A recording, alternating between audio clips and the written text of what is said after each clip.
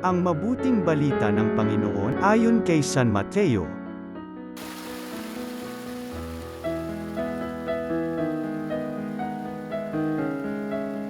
Noong panahong yun, lumapit kay Jesus ang mga alagad ni Juan Bautista at ang wika, "Malimit kaming mag-ayuno," gayon din ang mga Fariseo.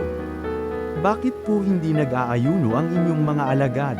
Sumagot siya, "Maaari bang magdalamhati ang mga panauhin sa kasalan habang kasama nila ang lalaking ikinasal? Kapag wala na siya, saka pa lamang sila mag-aayuno. Walang nagtatagpi ng bagong kayo sa isang lumang kasuotan, sapagkat mababatak nito ang tinagpian, at lalong lalaki ang punit.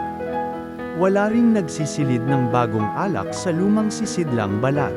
Kapag gayon ang ginawa, paputok ang balat, matatapon ang alak, at mawawasak ang sisidlan. Sa halip ay isinisilid ang bagong alak sa bagong sisidlang balat, at sa gayoy kapwa nagtatagal." Ang mabuting balita ng Panginoon.